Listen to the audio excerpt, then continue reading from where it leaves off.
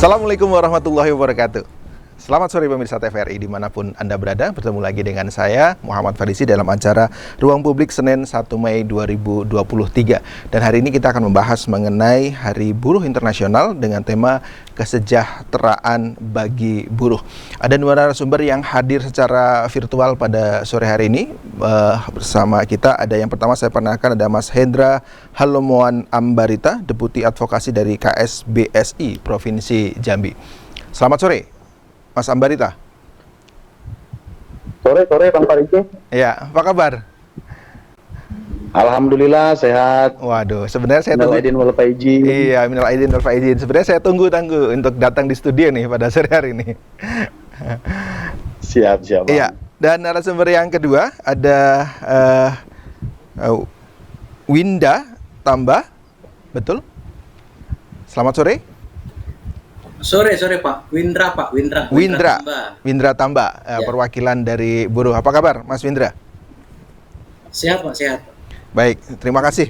Nah, pemirsa, seperti kita tahu hari ini 1 Mei 2023 bangsa Indonesia dan seluruh dunia itu memperingati Hari Buruh Internasional, dan temanya Hari Buruh Internasional tahun 2023 ini adalah Hari Keselamatan dan Kesehatan Kerja Sedunia 2023. Nah, hari ini kita akan banyak mendiskusikan tentang apa maknanya dan bagaimana memperingatinya ini. Apakah juga buruh di Indonesia dan di seluruh dunia sudah sejahtera, dan bagaimana kondisi buruh dengan undang-undang terbaru yaitu Undang-Undang Cipta Kerja. Saya ke Mas Ambarita terlebih dahulu. Mas Ambarita? Ya bang, siap. Ya, baik. Bagaimana di tahun 2023 ini buruh menyikapi tentang Hari Buruh Internasional? Apakah masih sama seperti tahun-tahun yang lalu? Suara yang disuarakan adalah kesejahteraan buruh atau ada tuntutan-tuntutan yang lain? Silakan, Mas Ambarita. Ya, makasih Bang Faridi. Untuk tahun 2023, secara organisasi KSBSI poinnya masih sama, bahwa kita masih menolak Perpu nomor 2 kemarin yang telah diundangkan lewat Undang-Undang nomor 6 2023 tentang Cipta Kerja. Jadi konsen kita masih di situ. Bahwa secara organisasi hari ini KSBSI juga sedang melakukan gugatan di Mahkamah Konstitusi, judicial review terkait dengan formilnya. Dalam peringatan Hari Buruh sendiri pada hari ini, kawan-kawan di DPP, teman-teman di DEN juga sedang melakukan aksi di Istana Negara. Ya. Di Jambi sendiri, untuk hari ini kita sedang ada mempersiapkan malam ini ada nonton bareng film Marsina. Karena menurut kita era kesejahteraan buruh hari ini tergambarkan balik lagi ke Orde Baru. Oke. Bahwa Orde Baru itu dengan melakukan lembaga negara, hari ini yang kita lihat bahwa pemberangusan atau tidak memperhatikan kesejahteraan itu sendiri lewat regulasi yang dibuat oleh pemerintah. Jadi itu yang menurut kita justru jauh lebih terpuruk rezim ini, khususnya tentang kesejahteraan buruh. Begitu mungkin pembukaan saya, Bang Pariji. Baik, Mas Ambarita, ini kan yang selalu disuarakan ya, hampir setiap tahun yang disuarakan pada saat Hari Buruh adalah bagaimana buruh menuntut kesejahteraan. Nah, sebenarnya tolok ukur dari kesejahteraan yang diinginkan oleh buruh ini, yang kesejahteraan yang bagaimana? Kan pemerintah tripartit ya, ada pemerintah, kemudian ada pengusaha, juga ada serikat buruh. Itu kalau tidak salah juga ada pertemuan kemudian untuk menyepakati bagaimana upah umum minimum ya. Nah, sebenarnya tolok ukur kesejahteraan yang diinginkan oleh serikat buruh, teman-teman buruh ini yang bagaimana, Mas Ambarita? Ya, ada dua hal sebenarnya. Yang pertama tahapan regulasi dan yang kedua dalam tahapan implementasi. Tahapan regulasi saya jelaskan tadi bahwa untuk menjadi buruh sejahtera itu secara regulasi justru kita semakin terpuruk. Secara implementasi apalagi. Jangankan menegakkan hak normatif yang ada di dunia ketenaga kerjaan, masih banyak kita temukan pelanggaran-pelanggaran. Jadi masih jauh lah berbicara tentang kesejahteraan sebenarnya. Misalnya begini, terkait dengan upah minimum, misalnya, minimum itu secara regulasi itu hanya berlaku untuk pekerja dengan masa kerja kurang dari 1 tahun dan berstatus lajang misalnya. Padahal makanya kita temukan di lapangan, kawan kami bekerja 8 tahun, 10 tahun, bahkan 15 tahun, masih berpatokan terhadap upah minimum provinsi atau upah minimum kabupaten kota. Jadi perusahaan masih membayarkan sebesar itu. Bahwa secara regulasi yang pertama saya sampaikan itu terlalu banyak ruang yang diberikan oleh pemerintah kepada pengusaha. Misalnya Permenaker nomor 1 tahun 2017 tentang struktur dan skala upah. Bahwa tidak boleh orang bekerja lebih dari 1 tahun sama upahnya dengan 1 tahun. Tidak boleh orang bekerja skill, upahnya lebih rendah daripada non-skill. Akan tetapi secara regulasi juga ternyata pemerintah tidak serius karena penutup dari Permenaker itu sendiri dikembalikan lagi ada salah satu pasal yang menyampaikan disesuaikan dengan kemampuan perusahaan.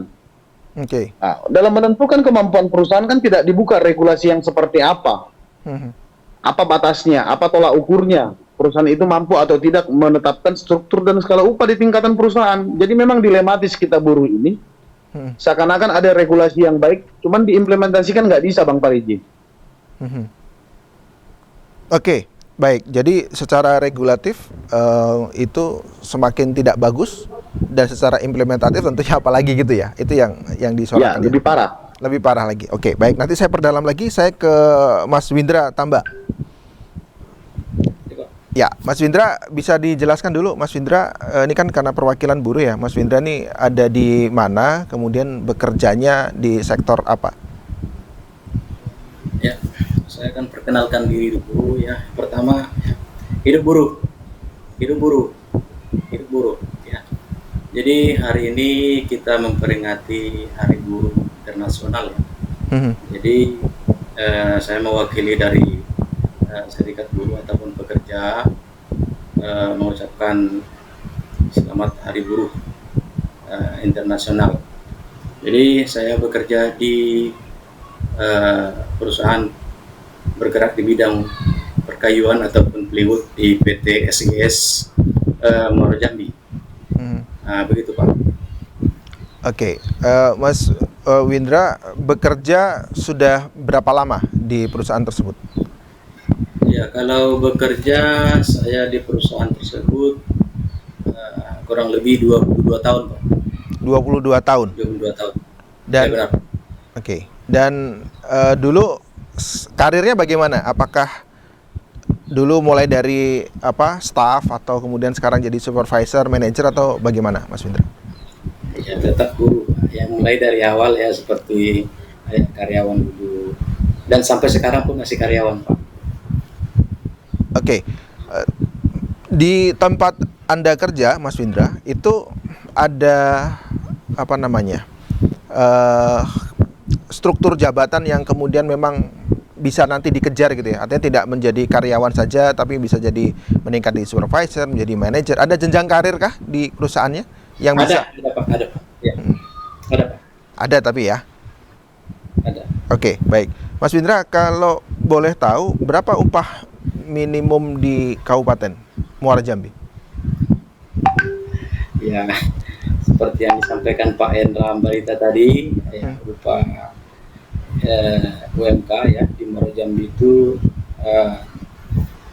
29 sekian, tidak sampai 3 juta, 296 sekian. 2,9. Oke. Anggap 2,9. Mas Windra, setahu Mas Windra, bagaimana cara pemerintah itu membuat upah minimum kabupaten? Bagaimana caranya? Apakah melibatkan buruh atau bagaimana prosesnya? Ya, tetap melibatkan buruh. Kebetulan kan ada tim-tim yang sudah dibentuk di Muara Jambi, dan untuk terbentuknya tim itu mungkin baru beberapa tahun, mungkin 3 tahun terakhir ini itu baru berjalan di Muara Jambi. UMK Muara Jambi itu kurang lebih 3 tahun berjalan, dan tahun ini yang ada mengalami kenaikan, dan tahun kemarin karena pandemi COVID ya tidak ada kenaikan yang namanya UMK. Mungkin naik pun tidak begitu, Pak. Jadi untuk tahun 2023 kenaikan itu kurang lebih 200.000 kenaikan UMK, Pak. Oke, baik. Mas Windra, pada saat peringatan Hari Buruh ya dari tahun ke tahun yang kita amati bersama lah, yang dituntut adalah kesejahteraan. Apakah Mas Windra memang merasakan belum sejahtera sebagai buruh? Atau kalau belum sejahtera, harusnya tolok ukurnya apa dan berapa harusnya upah yang kemudian untuk standar kemudian bisa dianggap sebagai sejahtera, Mas Windra? Iya, Pak. Jadi yang namanya standar intinya ada jenjang karir yang pertama, yang kedua itu mau diterapkan struktur skala upah. Ini sangat penting. Jadi ada beberapa perusahaan yang struktur skala upah itu patokannya hanya di UMP ataupun di UMK. Jadi yang masa kerjanya lama itu tidak jauh beda, Pak. Jadi harapan kita sebagai buruh paling tidak ada perbedaan. Perbedaan itu jangan pakai 1.000 2.000. Intinya kalau masa kerja sudah di atas 20 tahun, ya paling tidak adalah dengan perbedaannya dengan yang baru masuk begitu, Pak. Jadi untuk saat ini tidak begitu jauh. Jadi orang bertanya kepada kita sudah berapa tahun kerja, tapi upah yang diterima tidak jauh beda dengan UMP ataupun UMK yang dibagikan begitu, Pak. Oke, baik Mas Windra, nanti saya perdalam lagi. Saya ke Mas Ambarita lagi. Mas Ambarita. Siap Bang Pariji? Ya, tadi kan menentukan upah, ya itu kan ada mekanismenya ya. Dan kalau tidak salah, ya, itu serikat buruh itu terlibat, betul? Ya, terlibat. Jadi ada namanya Dewan Pengupahan Provinsi, ya, yang di dalamnya ada serikat, ada pengusaha, ada akademisi juga yang ada di sana. Oke. Dan pemerintah. Nah, kemudian pada saat mengukur bagaimana kemudian upah minimumnya itu, apa yang tolok ukur yang digunakan? Kemudian apakah pada saat kemudian buruh juga terlibat di situ, artinya kan bisa memperjuangkan, artinya kurang tinggi misalnya, atau ada struktur skala upah tadi yang disampaikan oleh Mas Windra, apakah itu sudah diperjuangkan tapi tidak terrealisasi atau bagaimana? Itu yang kita sampaikan tadi, bahwa regulasi kita justru semakin kurang baik belakangan ini, karena dalam menentukan upah minimum hari ini itu ada rumus yang sudah baku yang disiapkan oleh pemerintah tanpa memperhatikan nilai-nilai tentang kesejahteraan. Jadi kalau dulu Bang Pariji itu dalam menentukan upah minimum itu kita hitung dulu komponen hidup layak bagi pekerja buruh itu sendiri. Ada 60 komponen KHL yang kita survei, langsung ke pasar bersama-sama dengan Apindo. Sekarang itu tidak dilaksanakan lagi, tinggal memasukkan angka yang dimasukkan yang didapat dari BPS, dan itu pakai data nasional. Padahal di berbagai daerah itu berbeda kondisi ekonomi dan kondisi ketenaga kerjaannya. Itu yang membuat tidak tergambar bahwa upah minimum yang ditetapkan itu menjawab hidup layak dari seorang buruh daerah masing-masing. Oke, baik, Mas Ambarita, terkait dengan kesejahteraan tadi ya, artinya sebenarnya pemerintah sudah punya mekanisme, ada Dewan Pengupahan dan semuanya terlibat, tapi balik lagi belum bisa dilakukan secara maksimal dan bahkan semakin menurun kalau menurut Mas Ambarita lagi. Oke, saya kembali lagi ke tema kita, Mas Ambarita, terkait dengan Hari Buruh, ya, Hari Keselamatan dan Kesehatan Kerja. Kita bicara mengenai keselamatan kerja deh terlebih dahulu. Apa yang kemudian diinginkan di tahun 2023 tentang Hari Buruh ini terkait dengan keselamatan kerja? bagaimana kondisi keselamatan kerja bagi buruh, baik itu secara regulasi maupun implementasinya. Apakah perusahaan dan pemerintah sudah sangat memperhatikan keselamatan kerja atau belum? Tapi nanti menjawabnya, Mas Ambarita, kita harus jeda dulu. Pemirsa jangan kemana-mana, tetap di Ruang Publik.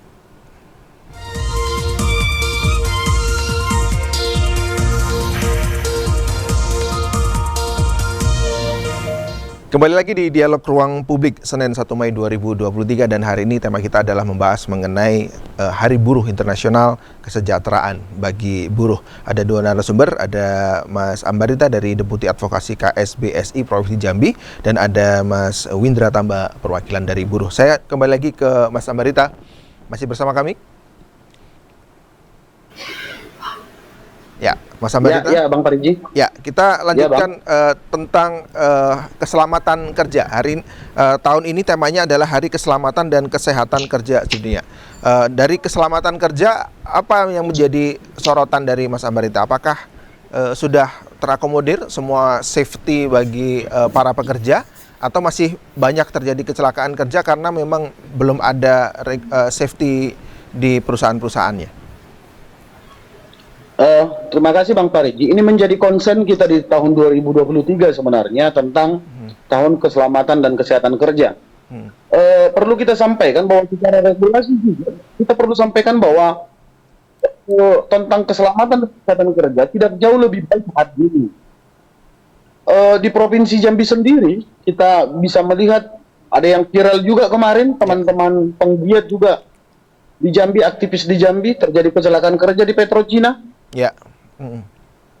Kemudian ada beberapa kecelakaan kerja yang di sektor sawit. Kemudian baru-baru ini kita dengar ada kecelakaan kerja di sektor pelabuhan TKBM. Ini menjadi penting bahwa ternyata regulasi yang dibuatkan oleh pemerintah tidak menjawab tentang keselamatan dan kesehatan kerja. Begini misalnya, Bang Parigi dan rekan-rekan sekalian, terkait dengan sanksi misalnya, bahwa sampai hari ini ketika terjadi kecelakaan kerja, teman-teman di Senakir hanya memastikan bahwa apakah betul peristiwa itu terjadi akibat kecelakaan kerja di perusahaan. Bahwa terhadap pembayaran kompensasi dari kecelakaan kerja sendiri itu diserahkan ke lembaga yang namanya BPJS Ketenagakerjaan. Padahal harusnya digali dulu informasi, kemudian fakta di lapangan. Jangan-jangan terjadi kecelakaan kerja akibat kelalaian perusahaan. Kalau di Amerika sendiri tentang sistem jaminan sosial itu ada denda. Harusnya di dalam regulasi kita itu begitu terjadi kecelakaan kerja akibat kelalaian dari pengusaha, harus ada denda yang disetorkan kepada negara. Supaya ada efek jerahnya. Selama ini kan tidak ada.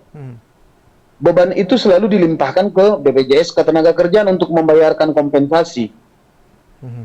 Ini menjadi masalah juga menurut kita ke depan. Jadi tidak ada niat dari pengusaha itu sendiri untuk sadar terhadap keselamatan dan kesehatan kerja itu, Bang Parigi.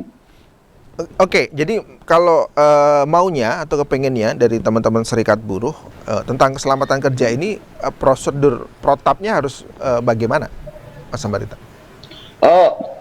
Pertama bahwa harus ada pemeriksaan rutin dari pegawai pengawas terhadap ketersediaan APD dan lingkungan kerja yang betul-betul safety. Jadi bukan hanya APD saja, bukan hanya safety-nya saja, tapi lingkungan kerjanya juga. Faktanya misalnya kejadian di Petrocina kan bukan akibat APD, tapi lingkungan kerja yang belum steril, pekerja dimasukkan ke sana, terjadi kecelakaan itu gitu loh. Ini kan, ini kita, misalnya Novita Hotel dulu. Novita Hotel itu terbakar misalnya, yang dilihat itu, yang heboh itu bukan terkait dengan penggalian informasi bagaimana, kemudian pekerjanya bagaimana, yang ada sibuk-sibuk kemarin itu justru mengenai misalnya asuransinya lah, akibat listriknya, padahal ada pemeriksaan rutin kan K3. Ada pemeriksaan K3 rutin misalnya di sektor-sektor itu. Itu yang cukup kita sesalkan dan harapan kita ke depan harus ada perbaikan yang serius. Baik secara regulasi dan implementasi dari pemerintah. Termasuk juga dari kita pekerja, Kenapa tidak dibuka misalnya layanan bagi pekerja yang tidak memiliki APD boleh melaporkan kemana? Kalau kita melaporkan ke perusahaan, Bang, sama-sama tahu kita jawabannya. Oke. Selama pegawai pengawas tidak tahu, selama pemerintah tidak tahu, tidak ada yang melihat, selama tidak perlu pakai safety, ya sudah, kita tetap kerja. Oke, baik. Nah, ini yang mau saya tanyakan, Mas Ambarita. Bagaimana sih sebenarnya hubungan antara serikat kerja dengan pemerintah dulu? Hubungannya seperti apa?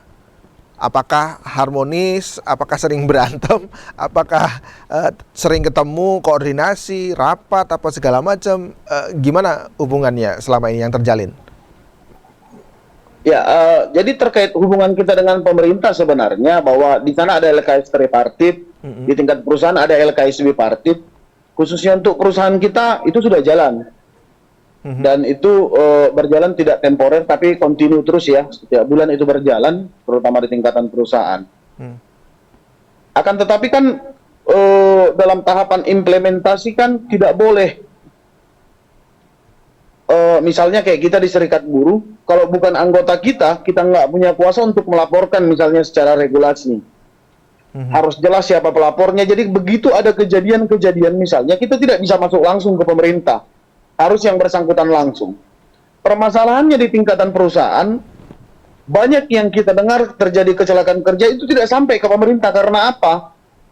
Karena biasanya dinegosiasikan sama pengusahanya supaya ini tidak keluar. Oke, ditutup-tutupi. Walaupun kita tahu dari serikat buruh, tapi karena kita bukan kuasa, kita bukan ini, toh misalnya pemerintah akan tutup mata juga, kita bukan pelapor. Jadi ini yang cukup kita sesalkan. Harusnya untuk keselamatan dan kesehatan kerja itu tidak perlu ada istilah delik aduan. Oke. Jadi begitu ada dilaporkan, begitu ada kejadian, siapapun bisa melaporkan gitu loh. Selama ini aturannya bahwa kecelakaan kerja adalah delik aduan, Mas Ambarita? Ya, delik aduan, ada wajib lapor di sana. Jadi selama itu tidak dilaporkan, ya tidak akan dilihat oleh dinas. Oke, baik. Saya ke Mas Windra lagi. Mas Windra masih bersama kami. Ya, Pak. Ya. Terkait dengan tema kita hari ini, yaitu keselamatan dan kesehatan kerja. Terkait dengan keselamatan kerja, bagaimana prosedur tetap di tempat kerja Mas Windra terkait dengan keselamatan? Ya, terkait K3 ya, keselamatan kerja, itu di perusahaan kita sudah berjalan dengan baik. Intinya kalau yang namanya K3 itu sudah betul-betul mengikuti prosedur. Apa saja, Mas Windra? APD atau Gimana, Pak? Bisa diceritakan apa saja kalau K3-nya kalau di tempat kerja Anda? Apa yang harus dipakai, apa segala macam? Seperti pemakaian masker, itu yang kedua sarung tangan, ya bagi yang menggunakan helm itu sudah berjalan dengan baik, Pak. Yang terutama untuk di tempat kita bekerja itu sarung tangan, Pak. Sarung tangan karet. Ya. Artinya kalau dalam hal keselamatan kerja tidak ada masalah ya di perusahaan? Ya, untuk di perusahaan kita, Pak. Tapi kan mungkin seperti yang disampaikan Pak Hendra Ambarita itu tadi, banyak juga perusahaan-perusasahaan yang tidak mengikuti prosedur itu. Itu maksud kita, Pak. Jadi intinya terutama yang di perkebunan kelapa sawit, kita kan tidak tahu Pak bagaimana sistemnya di sana. Jaringan melaporkan pun itu jaringan tidak maksimal. Intinya seperti yang disampaikan Pak Hendra itu sangat bagus.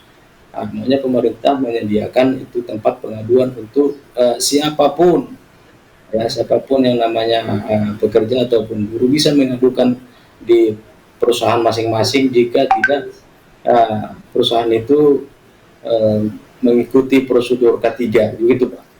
Oke, baik. Kalau terkait dengan kesehatan kerja ini sesuai dengan tema Hari Buruh Internasional tahun ini, maksudnya kesehatan kerja ini apa, Mas Windra?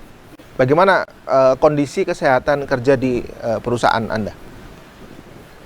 Ya, jadi di perusahaan kita itu Pak ada setiap tahun pengecekan yang termasuk bagian-bagian yang agak rawan seperti penyakit dalam ya, kayak paru-paru itu ada dicek setiap tahun dan orang berganti-ganti ke rumah sakit DKT. Jadi untuk pengecekan kesehatannya termasuk di dalam organ-organ tubuh di dalam itu ada Pak perusahaan kirimkan ke rumah sakit.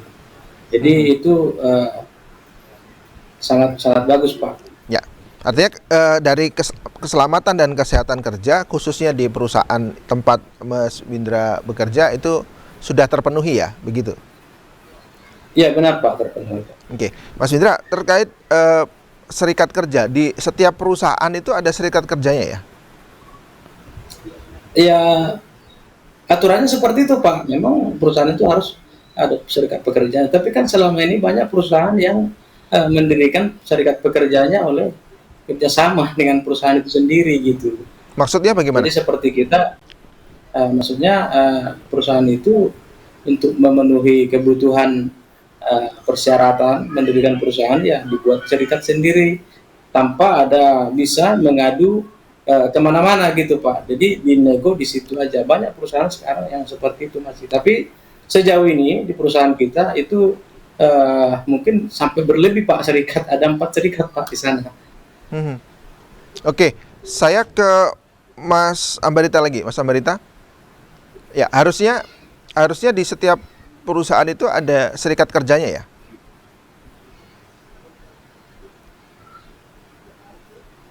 Baik, mungkin sedikit gangguan. Kita jeda dulu pemirsa.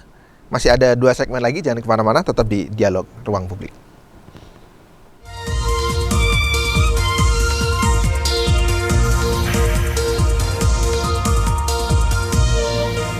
Kembali lagi di Dialog Ruang Publik, pemirsa, dengan tema kesejahteraan bagi buruh. Dan di segmen yang ketiga ini, kami juga mengundang Anda untuk berdialog bersama kami di line telepon 0741 66385. Sekali lagi 0741 66385 atau 0811 743 3133. Saya sapa kembali narasumber saya, Mas Ambarita.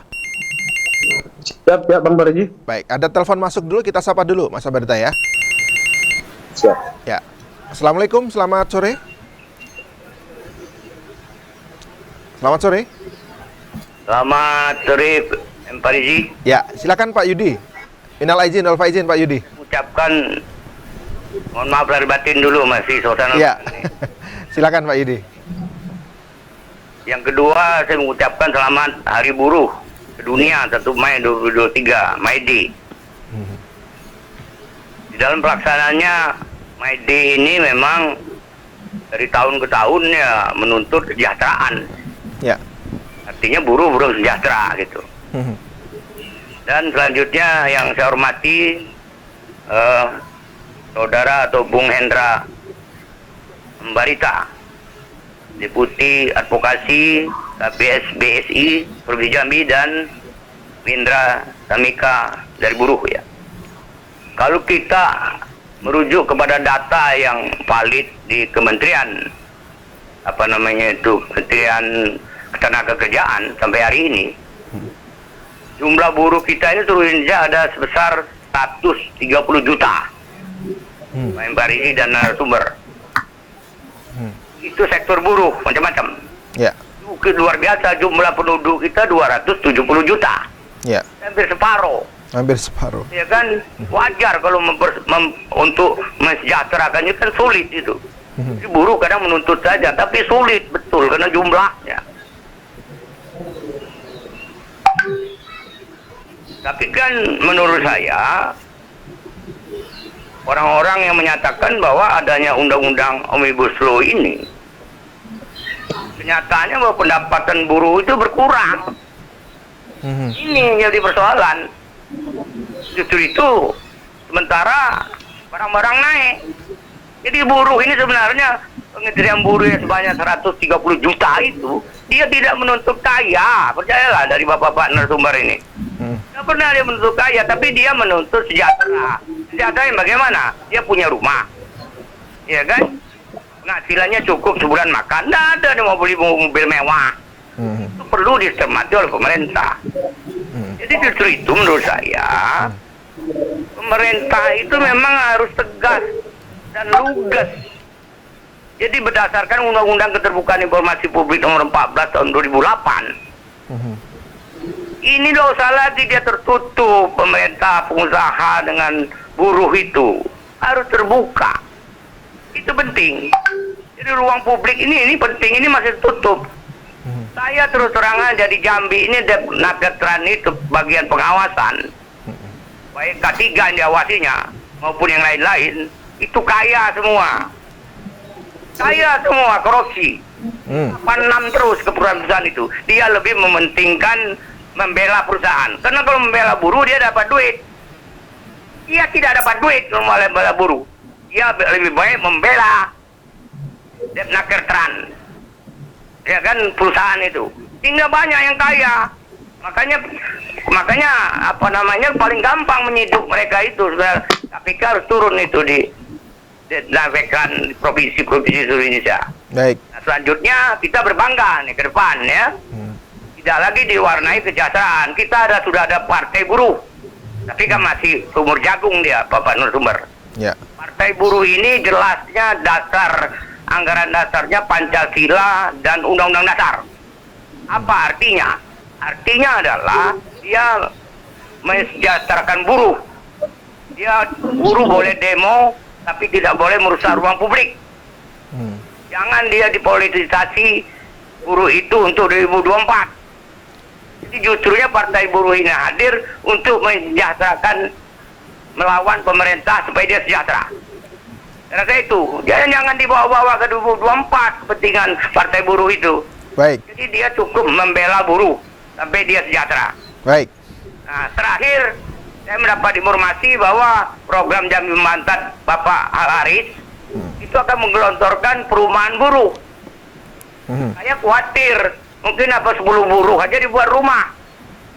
Apa ada dananya? Saya takutnya cuman untuk 2024 dibangun 10 rumah untuk buruh. Baik, Pak Yudi. Persoalan nih. Depannya cuma seremonial. Baik. Tolong jangan digelontorkan itu kalau cuma untuk seremonial. Buruh ini banyak di Jambi yang tidak layak huni. Nah, tolong diperhatikan Pak Gubernur untuk pemerataannya kalau memang mau digelontorkan bedah rumah itu.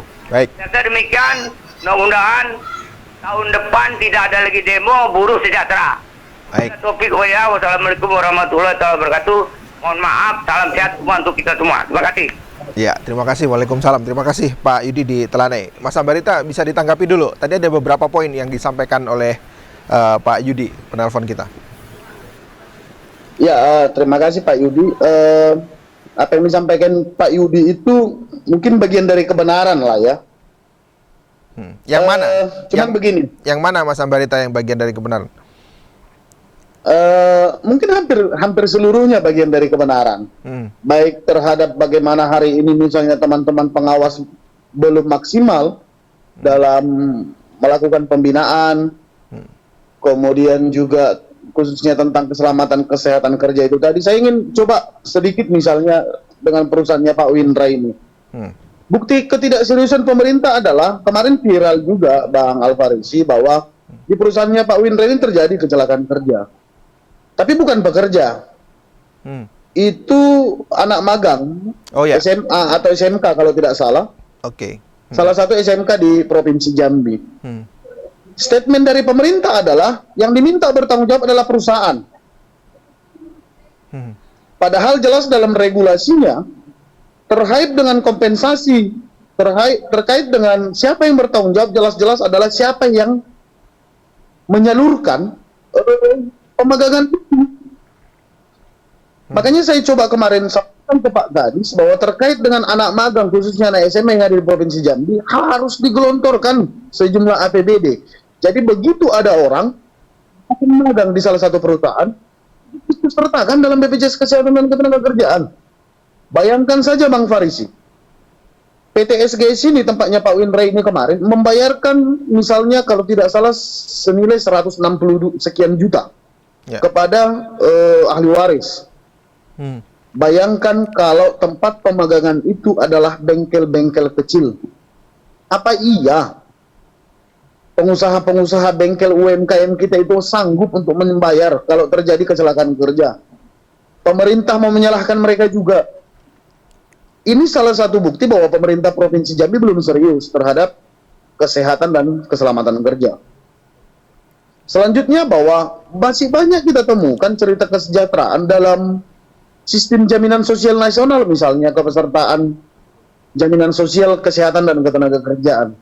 Boleh dicek di BPJS Ketenagakerjaan dan Kesehatan, masih banyak peserta atau pengusaha yang lakukan PDS upah dan PDS program. Jadi PDS itu maksudnya pembayaran sebagian, pendaftaran sebagian, Bang Farisi. Ada yang harusnya 5 program tidak dia. Ada yang upahnya misalnya 5 juta dilaporkan cuma 3 juta. Itu banyak terjadi. So, ke depan kita tidak berharap banyak. Ketika regulasi juga tidak memberikan sanksi terhadap oknum-oknum atau orang-orang yang ada juga duduk di pemerintahan. Jangan juga sanksi hanya ke teman-teman pengusaha. Sebenarnya kan bisa belajar kita dari RU perpajakan ya, bahwa Fiskus juga teman-teman pengguna pajak itu juga bisa diberi sanksi apabila lalai segala macam gitu loh. Baik, Mas Ambarita. Harusnya di dunia ketenagakerjaan harus duluan selangkah dari sana. Jadi jangan berharap kesejahteraan akan terjadi ketika regulasi dan implementasi dari regulasi yang tidak seberapa itu tidak bisa dilaksanakan oleh pemerintah. Baik, Mas Ambarita, tadi saya ada pertanyaan ke Mas Windra terkait dengan serikat ya, serikat pekerja atau serikat buruh. Jadi masing-masing perusahaan itu harusnya memiliki serikat kerja ya, betul ya? Sesuai dengan Undang-Undang Nomor 2000, Undang-Undang Nomor 21 Tahun 2000 bahwa memang tentang orang mau bergabung ke serikat adalah atas dasar kesadaran sendiri sesuai dengan pasal 28 Undang-Undang Dasar. Jadi tidak ada kewajiban di perusahaan itu harus ada serikat atau tidak. Misalnya saja kalau mau gabung ke KSBC, mereka yang menyatakan mau bergabung ke KSBC, bukan KSBC yang mencari-cari anggota misalnya. Karena fungsi dari serikat bukan hanya terbatas di keanggotaan, ada advokasi di sana, ada pelatihan di sana dan segala macamnya. Ini yang menjadi persoalan ke depan bahwa ternyata masih banyak, bahkan jauh lebih banyak teman-teman atau pekerja buruh itu tidak tergabung di serikat buruh. Jadi terkadang dalam menyampaikan keluhan, dalam menyampaikan pendapat, mereka terbatas. Pertanyaannya, ada ketakutan, ada kekhawatiran ketika langsung menyampaikan ke pimpinan. Nah, pertanyaan tadi karena kalau tidak ada serikat yang ada di sana. Tadi Mas Ambarita sampaikan ada ketakutan, ada banyak masih buruh yang tidak tergabung dalam serikat kerja. Padahal kalau ikut serikat kerja tentunya akan banyak hak-hak yang kemudian bisa diperjuangkan. Kenapa mereka tidak tergabung dalam serikat kerja? Kalau menurut kita secara dasar bahwa mereka kekhawatiran sebenarnya, karena jujur saja Bang Farisi, hari ini juga misalnya Pak Tambe ini pertama mendirikan serikat itu bukan tidak diintimidasi, bukan tidak diintervensi, bukan tidak ditakut-takuti. Cuman apa iya sejumlah karyawan atau seluruh karyawan kita ini punya mental seperti itu? Saya masih ingat di perusahaannya Pak Tambe ini mendirikan serikat itu kita sampai mogok. Bahkan di beberapa serikat yang kita bentuk ada yang dimutasi teman-teman pengurus, ada yang di PHK. Jadi berbagai cara pasti akan dilakukan teman-teman pengusaha. Kekhawatiran itu yang membuat kadang teman-teman pekerja itu khawatir untuk bergabung di atau membentuk serikat buruh, serikat pekerja di tingkat perusahaan. Mas Ambarita, kalau ada itikat baik sebenarnya dari pemerintah maupun dari perusahaan, harusnya kan tidak kejadian hal-hal seperti itu. Berarti memang perusahaan tidak ingin sebenarnya ada serikat kerja.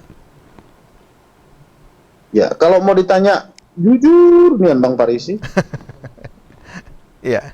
Mendengar serikat buruh, serikat pekerja mungkin teman-teman pengusaha nggak mau juga kalau mau jujur. Karena praktek perbudakan zaman baru, kemudian apalagi di sektor kelapa sawit. Ini kan sudah lama sebenarnya dilaksanakan oleh teman-teman pengusaha. Oke. Makanya sampai hari ini kan di sektor perkebunan itu masih banyak pelanggaran-pelanggaran norma. Masih ada penjajahan-penjajahan zaman modern yang terjadi di sana. Masih ada istilah BHL, masih ada istilah borongan. Yang sebenarnya itu tidak diatur lagi secara regulasi. Ya, ya. Oke, baik. Saya ke Mas Windra. Mas Windra masih bersama kami? Mas Windra? Ya, Pak. Ya, Ya, baik. Pak. Saya coba beralih ke beberapa isu yang lain ya, terkait dengan kesejahteraan. Tadi kan ada beban kerja dan jaminan kesehatan.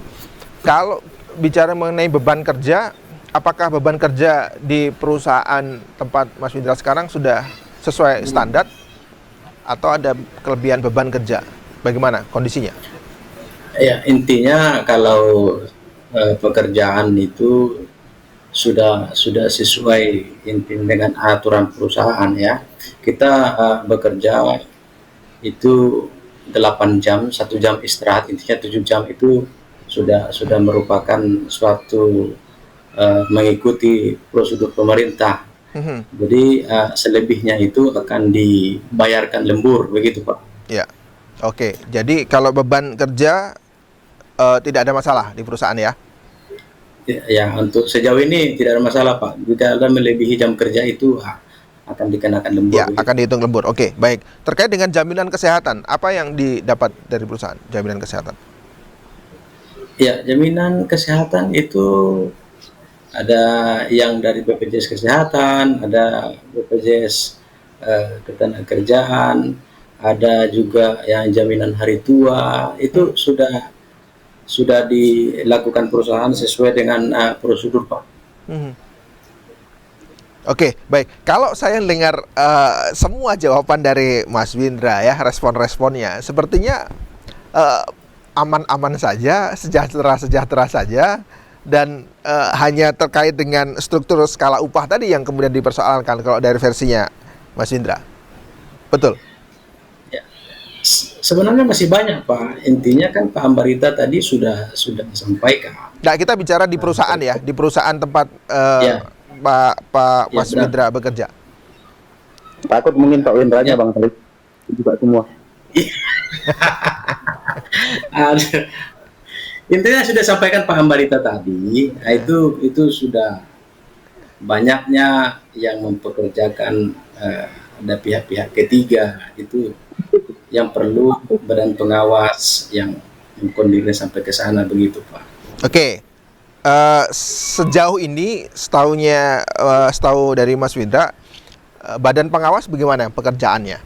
Tadi yang disampaikan oleh penelpon Pak Yudi ada kong kali kong misalnya lebih membela perusahaan, misalnya tidak membela buruh. Benar seperti itu?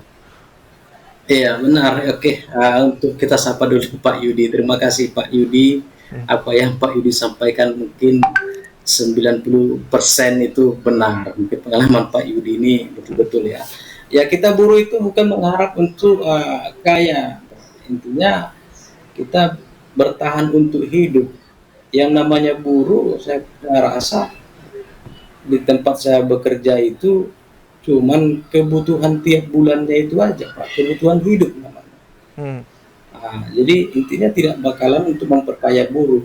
Tapi itu pun masih ada perusahaan yang tidak mengikuti prosedur gitu Pak.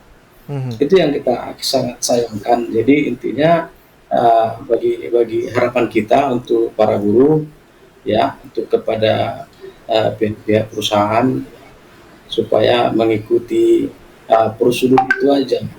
Jadi yang disampaikan Pak Yudi tadi itu banyak kong kali kongnya itu memang seperti itulah. Ya kalau dia membela buruh, apa yang mau diharapkan dari buruh? Ya kalau bela perusahaan ya ada juga nanti entah disalam pulangnya, entah kayak mana, itu sudah lumrah Pak. Tidak bisa lagi kita tutupin itu. Begitu Pak. Baik. Saya ke Mas Ambarita lagi. Mas Ambarita, kalau kita cerita buruh ini, banyak ceritanya tuh yang nggak enaknya. Sebenarnya ada enaknya nggak sih kalau kita cerita buruh? Misalnya tadi ada jenjang karir, mungkin ada pelatihan, dia disekolahkan kemana, kemudian produktivitasnya kerjanya tinggi, bonusnya banyak. Ada nggak yang seperti itu, Mas Ambarita? Kok ceritanya yang nggak enak terus gitu? Kalau yang nggak enaknya tadi kan dari pemerintahnya, Bang, atau dari pengusahanya. Kalau di internal kita di Serikat Buruh, saya pikir saya cukup berbangga untuk bergabung di Serikat Buruh ini. Yang pertama, saya punya keluarga baru. Kemudian saya menemukan nilai-nilai baru juga di Serikat Buruh ini. Banyak yang sudah kita advokasi, yang mungkin ada yang berhasil seluruhnya, ada yang sebagian, ada yang sedikit. Tapi apapun itu, dalam perjuangan kita di KSBSI, ada nilai-nilai yang kita perjuangkan di sana. Ada nilai-nilai yang boleh kita ajarkan ke masyarakat, ke pengurus, ke anggota, bahkan ke generasi kita misalnya. Banyak juga misalnya teman-teman pengusaha setelah join atau bermitra dengan kita menyampaikan apresiasinya juga.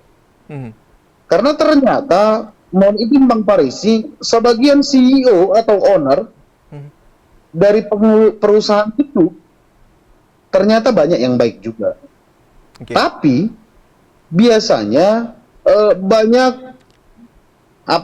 penjahat atau raja-raja kecil lah di tingkatan manajemen, di bawah, di cabang-cabang, di unit yang justru itu yang menjadi penghalang hubungan komunikasi kita dengan manajemen. Baik. Kita bukan begitu Bang Parisi, bahkan ada beberapa perusahaan itu sampai meminta supaya ada serikat kita di perusahaan mereka. Ya. Oke. Karena ada nilai-nilai juga yang kita tanamkan ke teman-teman pekerja, bahwa intinya bahwa di dunia serikat buruh ini teman-teman juga harus memperhatikan produktivitas. Ya. Jangan pernah bercerita tentang tuntutan kalau kita tidak bisa juga melaksanakan kewajiban kita. Apakah dengan melaksanakan kewajiban yang standar, yang normal, atau hanya menggugurkan kewajiban itu sudah kita anggap baik? Menurut kita di KSBSI tidak. Harus ada tolak ukur setiap tahunnya, peningkatan kapasitas pengurus, peningkatan produktiviti di tingkatan perusahaan secara produksi. Itu juga penting. Di pelatihan-pelatihan KSBSI, hal-hal seperti itu terus kita kampanyekan. Ya. Makanya campaign kita, tagline kita di KSBSI itu hari ini, Pak Bang Alfarisi, adalah sosial dialog di tingkatan perusahaan. Oke, baik. Kita harus jeda dulu, masih ada satu segmen terakhir lagi. Pemirsa jangan kemana-mana, tetap di Dialog Ruang Publik.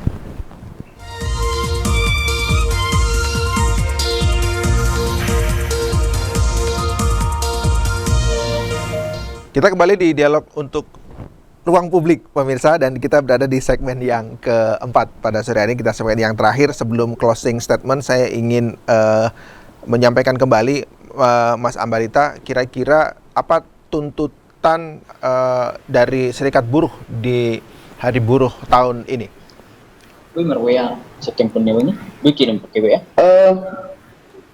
Dalam rangka perayaan Hari Buruh ini, kita tetap konsen seperti yang saya sampaikan bahwa KSBSI secara nasional tetap menolak Undang-Undang Nomor 6 tahun 2023. Kemudian kita juga menuntut perbaikan sistem jaminan sosial nasional terkait dengan K3 itu tadi, karena memang kampanye tahun ini adalah tentang itu. Kemudian ada beberapa poin sebenarnya, termasuk konsen kita terhadap pemerintah daerah supaya memfasilitasi teman-teman pekerja atau calon pekerja difabel misalnya. Itu juga sedang kita campaign. Kemudian untuk malam hari ini juga Bang Parisi, sebagai bentuk bahwa hari ini adalah perayaan Hari Buruh, kita juga melakukan nonton bareng dan panggung rakyat di F Garden. Nanti informasinya dihadiri langsung oleh Pak Gubernur dan Ketua DPR dan Forkompinda yang lain. Kita ingin menceritakan tentang bagaimana Marsina misalnya